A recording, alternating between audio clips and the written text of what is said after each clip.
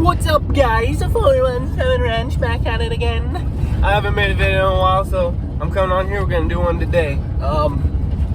Got the day off, so we're gonna be doing a lot of leather work. Did a lot of leather work yesterday. I'll show you what I got done yesterday, and come along with me today for what we're gonna be doing today.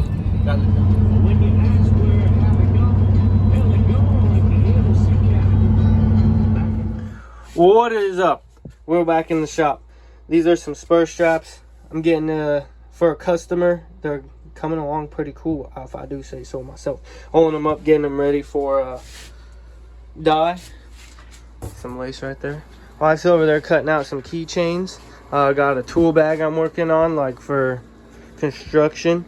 It's gonna have some cool designs on it, so stay tuned to see pictures of that. Just finished up. Sorry, I don't have a hat on, my bad.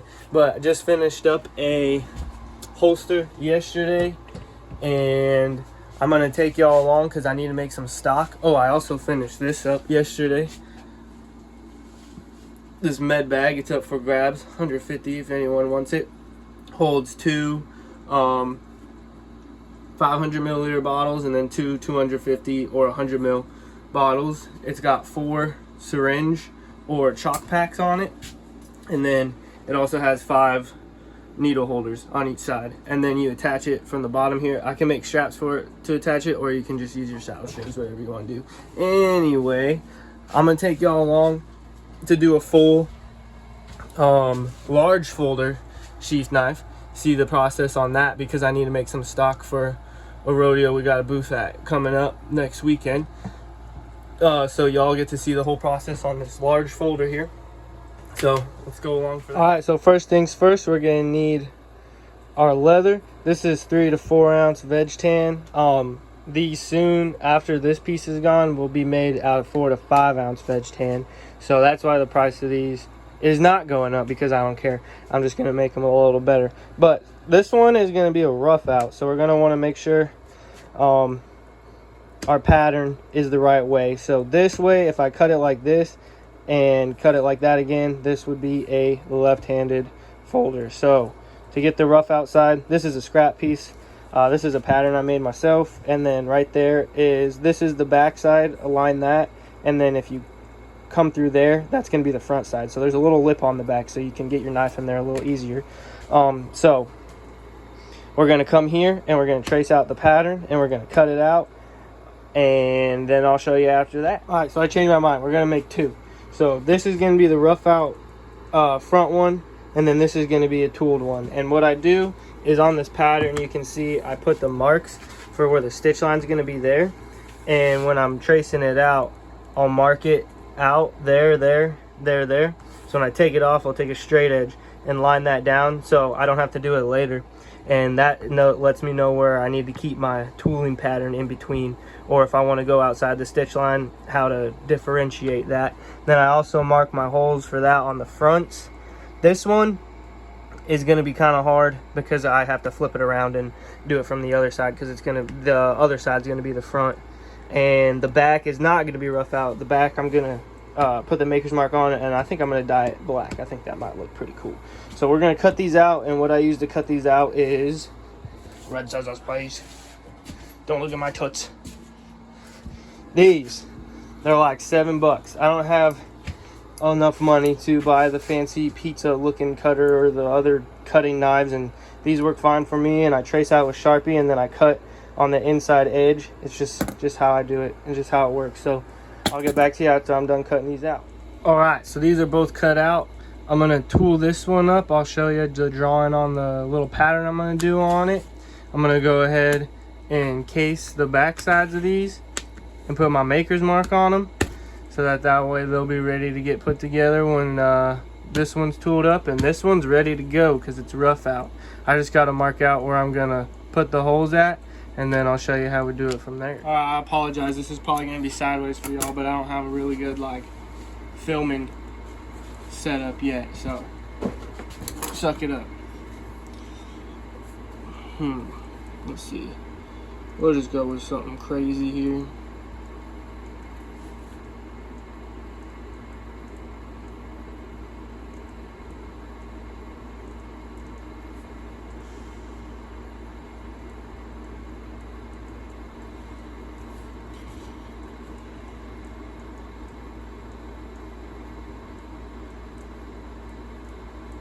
I don't know what these things are called, but I think they look really cool. And it's pretty much like one of the main things I do in most of my tooling. I'm not like the best draw or artist guy, but I like my style. I think it's pretty cool. Do that there. Come up here. Another one. And this is where it's gonna get crazy, guys.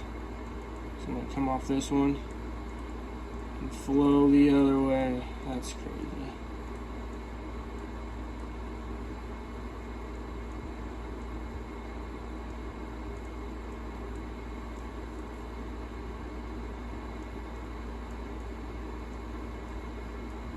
Oh shoot. That's alright. It's a happy mistake. No, it's not. That looks terrible. We're gonna redo that. And this is an 8B pencil I'm using, so it erases off leather fairly easy. Before we tool that other one up, I cased the back sides of these, and we're gonna, whoa, y'all moved. We're gonna put the maker's mark on them. Sure it ain't upside down. I've done that before.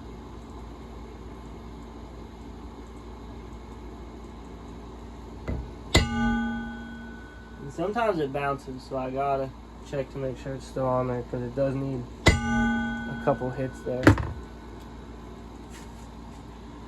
Beautiful. Don't look at my toes. You like my kicks? I got them on Route 66. Old son.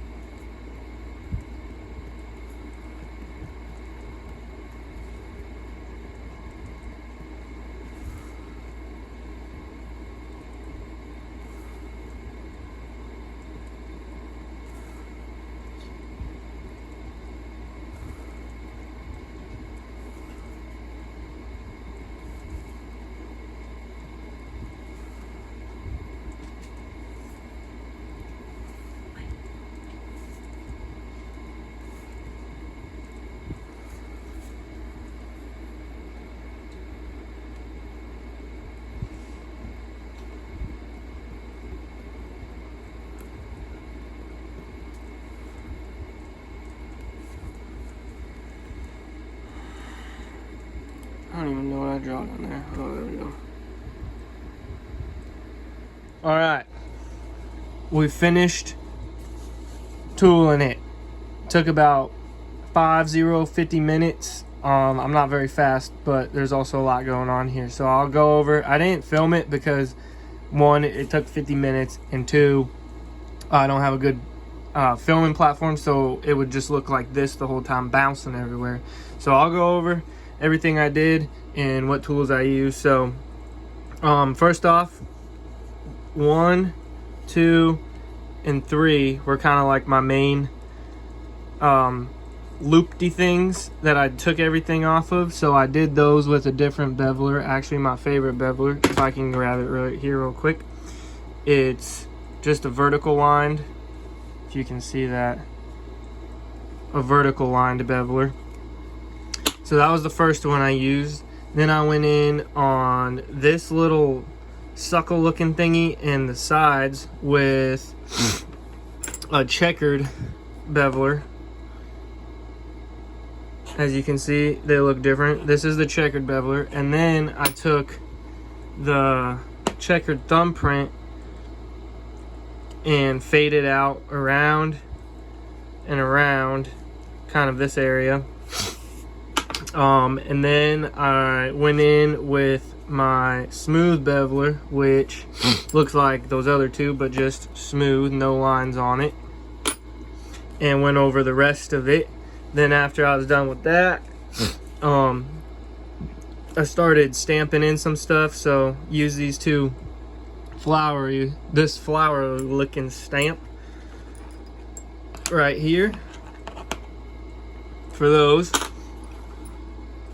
Then what else did I do? All these little dots, all the dots all over. I like the dots.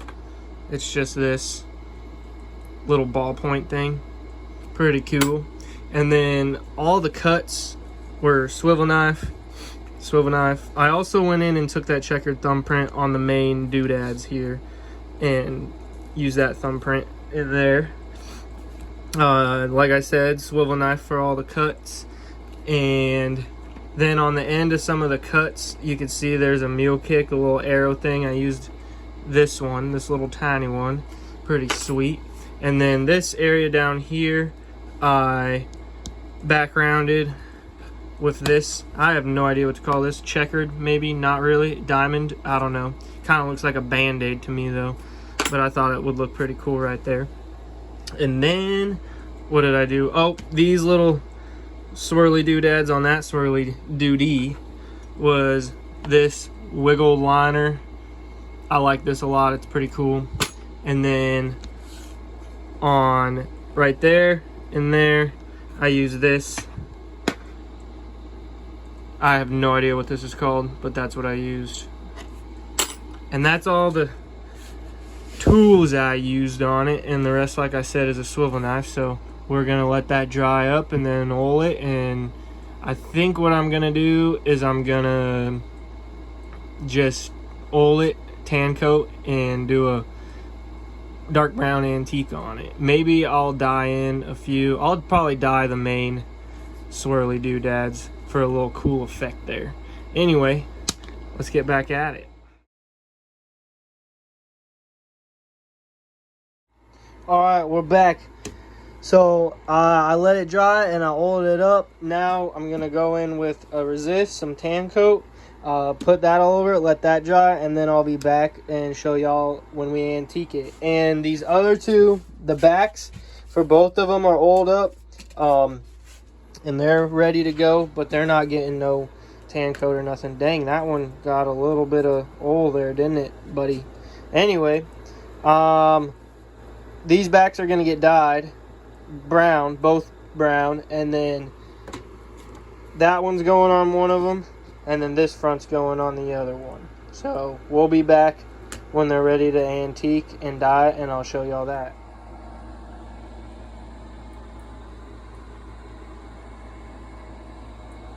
Alright, it is in fact the next day, but this tan coat is dried, so it's ready for the antique on it. And then I'm going to dye both of these backs like a dark brown, I think. So we're going to do dark brown antique on that. And then this is the spur straps I'm working on for a customer. Those are going to get dark brown antique, and these are going to get dyed brown. So that's why those are out, because they're getting dyed and antique the same color as this. So once that antique is done, I'll show you all what that looks like, and the dye, and then I'll show you how I put it all together. Alright, I use this sponge. Boom, get some antique on there. Make sure it gets good in all those crevasses.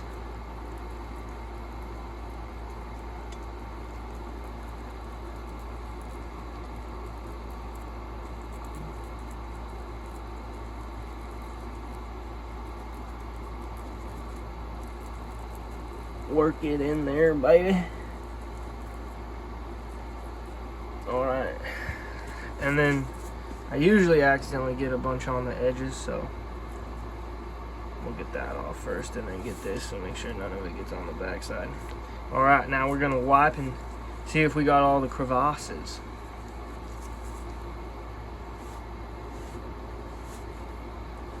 I'm really bad at this part.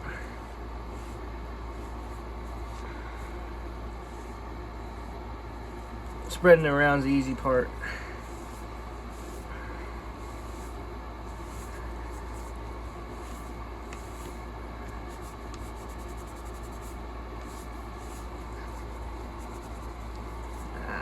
I'd like to have a little bit more right in here.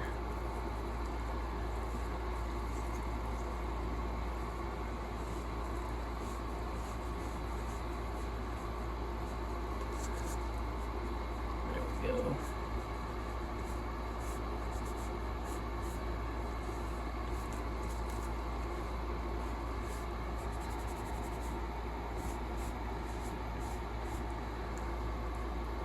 Boom, and that was the magic. Obviously there was a little bit of tan coat that didn't get worked in right there. That's alright, that's probably right about where I'm gonna cut out anyway.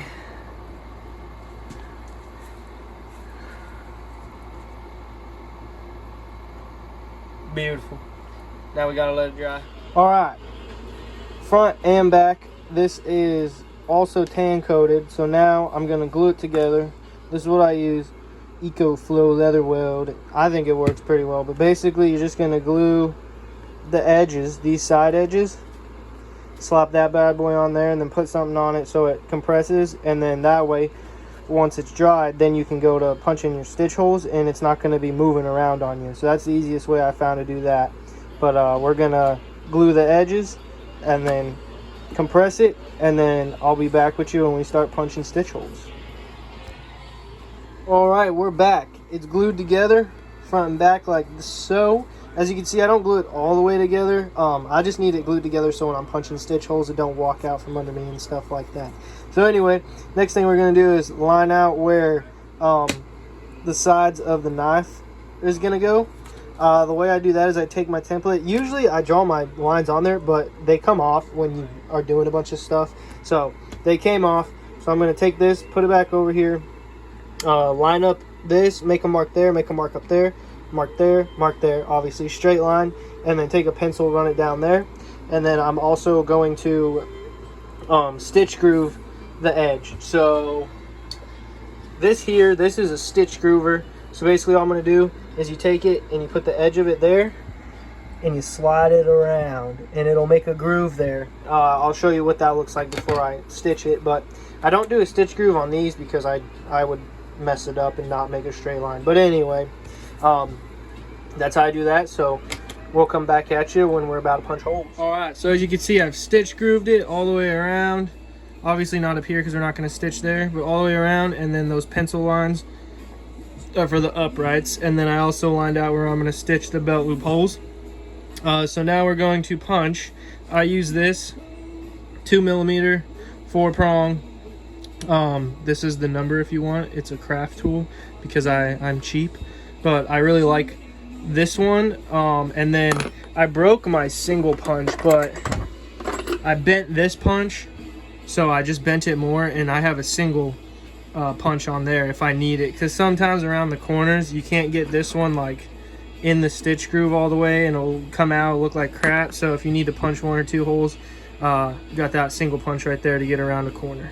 Alright, well, I'm not going to show you punching holes because like I said, it's going to shake the dang camera and look like junk wad booty butt. So I'll show you what it looks like after those stitch holes are punched. One thing I forgot to mention real quick is you want to have a piece of leather, like if you're just banging on the wood like this, you want to have a piece of leather under like that, so you're not going to mess up your stitch hole punches, because that's why my other ones messed up. That's why all the first ones I had were completely messed up, because I just banged these straight into a wood cutting board, and then when I felt it hit the cutting board, I would give it one more tap to get it in the cutting board, and then I would pull it out. I don't know why I did that. Bad idea. No. One thing along the way, just a little tip: when you're lining out your next line, don't go like this and try to punch it like that, because then these spaces between the holes are probably going to be uneven. You want to take that 4th prong, that last prong, and put it in the first or the last hole of that one, and then that'll line you up pretty dang good. All right, here's our stitch punches. Took probably like 5 minutes. Those go by pretty fast. Got all those corners done. Now we just got to sew her up, brother. Oh gee. All right, so I like to use this bigger needle. It's easier for me to grab coming out through the other side. And I think we're gonna use this white wax cotton thread here. This is round thread. Usually I like to use this flat thread. I feel like it lays better, but I don't really want to use this color. I'm almost out of black. I don't have enough black to do the whole thing, and the only other color I have of it is this. Which, this is my favorite color. I would put this on everything just because I think it looks cool. But I think we're going to do white. So I'll show you how I tie this off and how I tie it off at the end, and we'll show you all this. So the way I do it is, for the end, Also, when you're doing it, I'm doing one piece of thread for this whole thing. So the way that I usually stitch is I go from here all the way down, back up here, back down, around, up, down, around to this side, back, and then back up through there to get that last stitch there, and then tie it off in the same spot I started. I just think it looks neat and, you know, looking good. And then your thread, you want to have about twice the amount around. I usually just guess, so, but you would want to trace out that and multiply that by 2, and then maybe add another quarter or half to that just to make sure you have enough. But I always just guess, and usually ends up good. Always better to have more than not enough. So I usually just tie this about like 3 overhands, like so. Pull it to the back, and just like so. That ain't gonna get pulled through none of these small holes, all right? And basically I don't have no stitching pony, and I don't do no like saddle stitching. That's why I go over it twice, so it'll all be filled, but the first pass is just gonna be one, you know, there's gonna be skipped holes, and then up through here, and then that's that second pass down. It'll go through those holes that you missed. So I'll get back to you when I show you how I tie it off. But oh yeah, also make sure you start going through the back like so your end knot is going to be on the back side instead of the front side and look ugly. All right, I'm gonna stitch this up and see y'all. All right, we've reached the end. I've come all the way through all the stitch holes, so now I'm gonna go back through this one,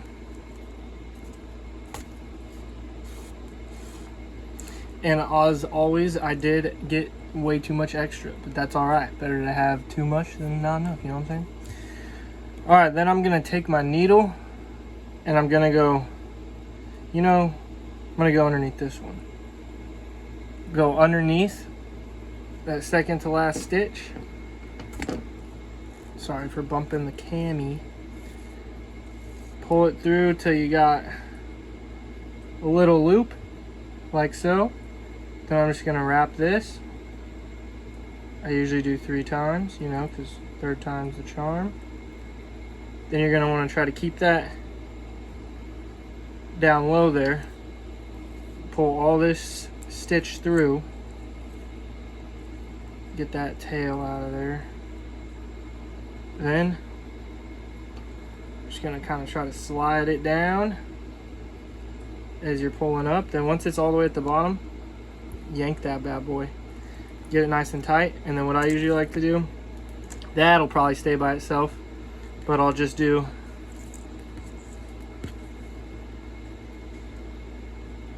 one more overhand. And if you could see what I'm trying to do here, I'm trying to get it to suck down underneath.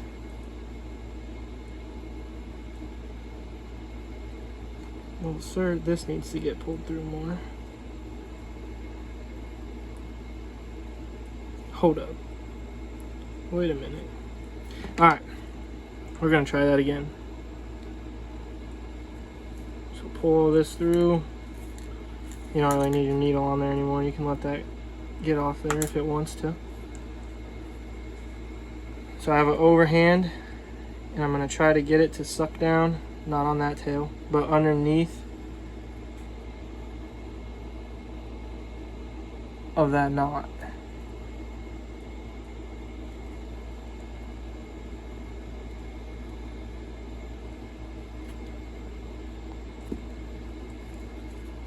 Like so.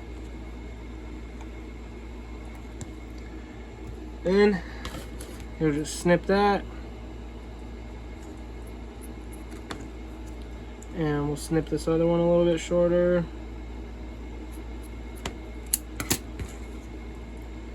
All right, sweet. Now you just got these 2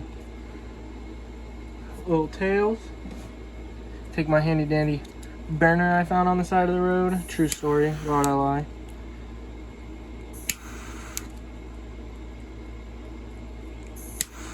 Just kind of heat those up and smash them down flat. I use my finger because, you know, I ain't the brightest, but do not burn them through too much because otherwise they'll just come apart. But I like to suck it down so it's a little bit flatter. Still a little bit of a bulge, but it's a little flatter. And there you go. Now you got your sheath all stitched up.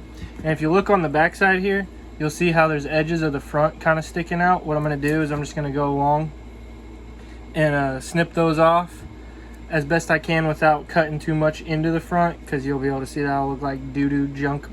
And then I'll show y'all how I burnish the edges, and then we'll dye them. And then after we dye and burnish the edges, then I'll punch these holes out, and this sheath will be ready to rock and roll. Alright, so now that I've snipped those edges down, it's looking a little flusher. There's still a little bit here and there, but that's alright. We'll get it when we bevel the edges. So first thing we gotta do, when we burnish, but you know, first thing we gotta do is bevel the edges. And on this size leather, I use a number 2 edge beveler. Basically just take it along the edge like so and run it. And for some reason, I had the hardest time with learning how to do this and the stitch groover. The stitch groover actually does kind of take a little bit of time to figure out.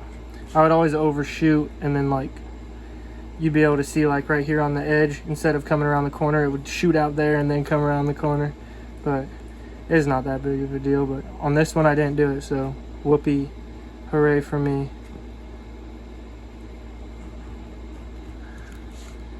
So just run this.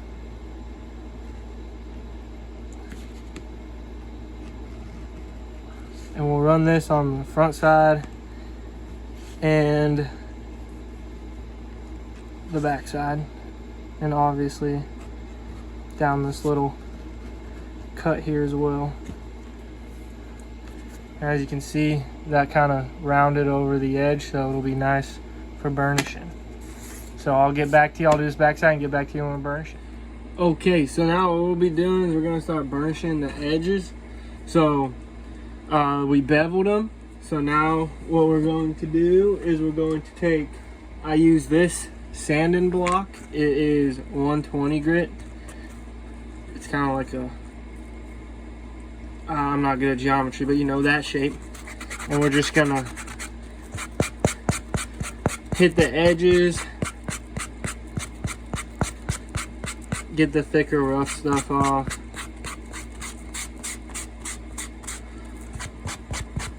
And after you've done that, then you're gonna use, you can use denim.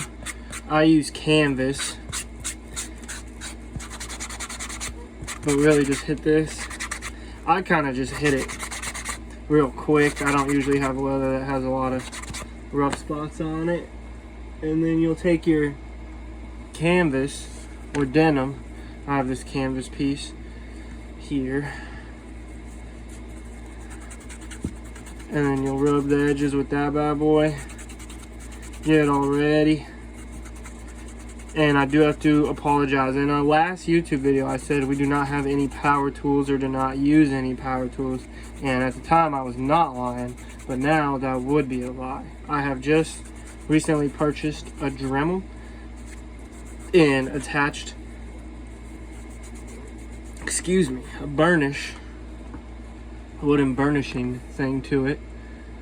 So now we burnish with this, and it makes everything go by way faster. Otherwise we'd still be burnishing with, if I can find it, I think I cannot. Anywho, now what we're going to do is, I use water. Some people use other stuff like Toconol, I believe, or saddle soap, but I use water on a Q-tip and hit that edge.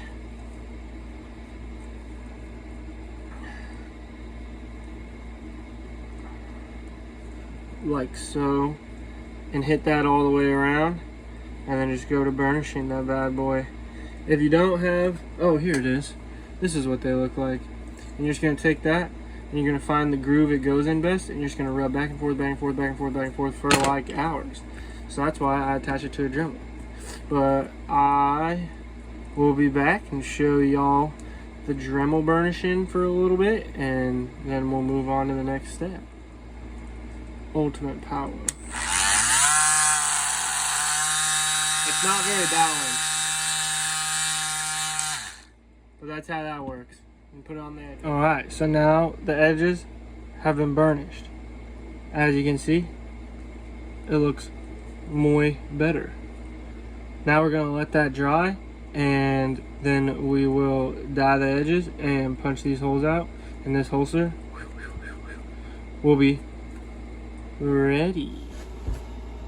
What up? Anyway, all right, last two steps here. Anyway, this is the rough out one that we also started. It is done. I'm going to leave, it's burnished. I'm going to leave the edge natural on it. I think it looks pretty sweet-tastic, but this one is done. So if we don't sell this one this weekend and you want it, let me know. This one's going to be $35 because it don't got no tooling on it. Anyway, last couple steps for this one, we just got to punch these holes, but I'm going to do that after I'm done dyeing. So basically I just use this Q-tip here, and we're going to use this medium brown dye for the edges, and you basically just dip it in there and you're just going to run it along that burnished edge that you burnished, you know, so nice and so neat and so clean and so fresh. Run that along there. Don't slip and dye all this, because then no one wants to buy it and you're trash. Anyway, I'll be back when we're done dyeing. Alright, we are done dyeing the edge. It's a medium brown, matches the back. Now all we gotta do is punch them dang stinking holes, and I use this. I wish I had a better tool than this. The leather kind of gets stuck in this. If you do want to buy one of these, buy one that has like just the blade strap and then the two little straps coming up to the handle, because this thing freaking sucks. You have to pull out that leather every single freaking hole you punch, brother. Anyways, I just line this up, boom, and it takes like two, because this is a 1 inch and that's about a 1 3/4 to 2 inch belt slot that I put in there. So, you know, think of these things when you're buying tools, all right? Just think of them. I went the cheap route, and now I cry. Now I cry myself to sleep at night. All right, let's punch these. Both of the knife sheaths are now done. Pretty swanky. Both of them have the same back. This one's got like a yellow stitching. This one's got like a white stitching. Rough out, tooled, but that's how you make it. That's how we here at 417 Ranch Larry, you know, making knife sheath. So there's a pond down there, but this is a pretty cool background. Anyway, I'm gonna go back through the videos and see how long it actually took me to kind of make these. Y'all walk through the process with me, and I'll close this video out here in a second. But I stuttered. Anyway, I think they came out pretty sweet. So it's been a few days since all the video passed or whatever. I said I'd go back and watch it and see how long that actually took, but I'm just gonna guess, and from all the time I watched it and editing this video, I'd say probably in the knife sheaths we have around 3 to 4 hours, depending on what design we put on them or how we're gonna dye them, if we paint them or we don't paint them, stuff like that. So around 3 to 4 hours in every knife sheath. And if you're interested, our small folders with a tool design are $35, and that includes dye and paint work too, $35. And then our large folders with paint, dye, anything design work are $45. And if you want rough out, the rough out small sheaths are $30, and the rough out big sheaths are $40. So we also have a southwest style knife sheath that we make. I'm sure you'll seen it if you follow along with us, but those are $25. Maybe I'll do a video on how we do those. They're a lot simpler and quicker to make and easy, so we only let those go for $25. But we don't do custom orders on those kind of just are boom. Anyway, this has been a very long video, so I'm gonna wrap this up. Thank you for coming along with us. The med bags I said were available in the beginning, we sold them at the rodeo this weekend, so they're not available, but they are available for order if you do want the med bags. All right, anyways, you know, thanks for following along. 417 Ranch Leather, you know, stay handy as a foot, my friends.